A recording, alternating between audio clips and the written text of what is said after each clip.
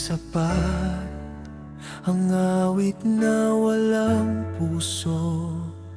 Hindi sapat ang handog kung ako'y sumusuway.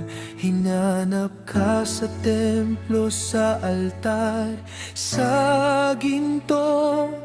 Ngunit sabi mo, anak, ibigay mo ang buong ikaw.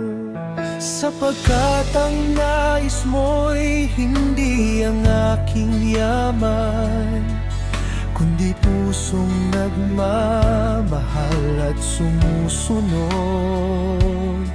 Hindi mga sakripisyo na walang kabuluhan, kundi buhay na nakatalaga sa iyo.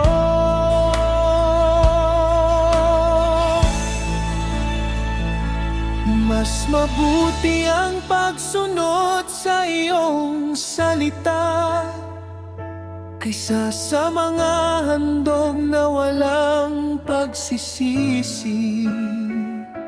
Mas dakilang makinig sa iyong tinig kaysa sa taba ng tupang iniaalay.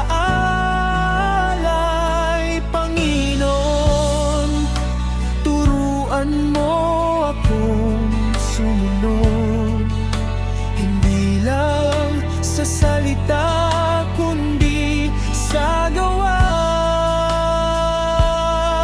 Sapagkat mas mabuti ang pagsunod kaysa sa paghandog, kaysa sa paghandog.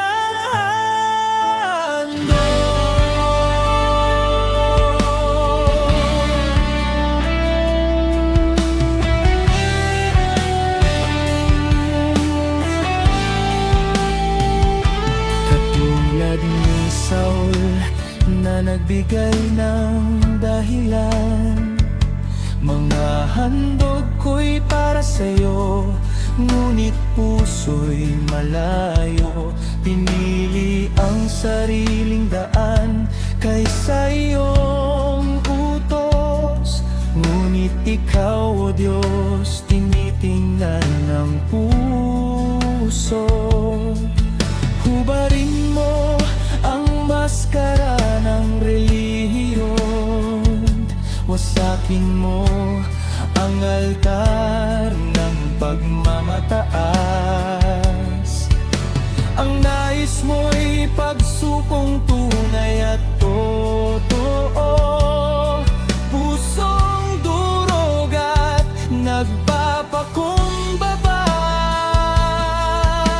Ito ang andog na kinalulugdan mo, pagsunod na may pag-ibig at takot sa'yo.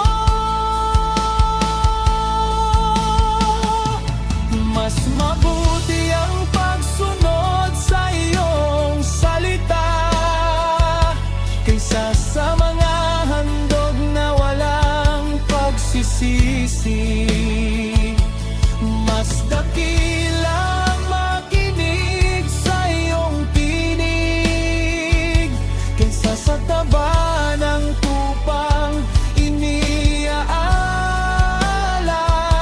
Panginoon, turuan mo akong sumunod, hindi lang sa salita kundi sa gawa. Sapagkat mas mabuti ang